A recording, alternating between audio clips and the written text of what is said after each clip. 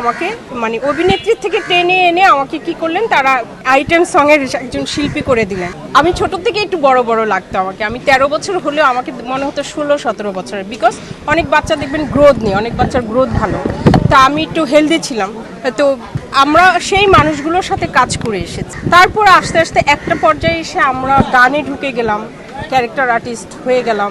বিভিন্ন হিরোদের, মান্না ভাই, সালমান ভাই, তাদের বোনের চরিত্র করে ঢুকলাম। তারপর আমাকে আপনারা সবাই জানেন, আমি অনেকবার বলেছি, আজকে আবারও বলছি যে পরে আমাকে গ্ল্যামারের জন্য আমি নাচ করতাম ভালো, এই জন্য আমাকে প্রযোজকরা আমাকে একজন মানে অভিনেত্রী থেকে টেনে এনে আমাকে কি করলেন, তারা মানে আইটেম সঙের একজন শিল্পী করে দিলেন। ওনারা বলতেন যে আমরা একটা নায়িকা যেখান থেকে খুশি আমরা একটা নায়িকা এনে বানিয়ে দিব, কিন্তু নাসরিন বানাবো কোথায়, নাসরিন তো তৈরি করতে পারবো না।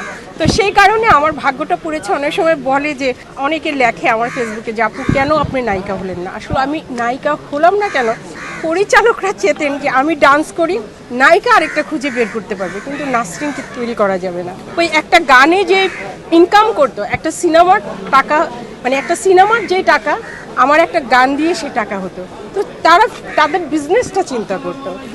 যাই হোক, এই কথাটা বললাম। আমি কাঞ্চন ভাইয়েরও বোন করেছি, আমি প্রথম আমার সালমান ভাইয়ের বোন করেছি, বিচার হবে ছবি। তারপরে আমি মান্না ভাইয়ের করেছিলাম ছবি শান্ত কেন মাস্তান, ওটার প্রডিউসার কিন্তু আমরাই, আমি মর্জিন আপা, আমরা হেল্প করেছিলাম আরমান ভাইকে প্রডিউসার হওয়ার জন্য। আজকে এই কথাটা বললাম। তো যাই হোক, মানে এগুলো অনেক ইতিহাস আছে, অনেককে হেল্প করেছে, অনেকে হেল্প করেছে আমাদের। তো আমাদের আসলে ভালোবাসার জায়গা, প্রাণের জায়গা।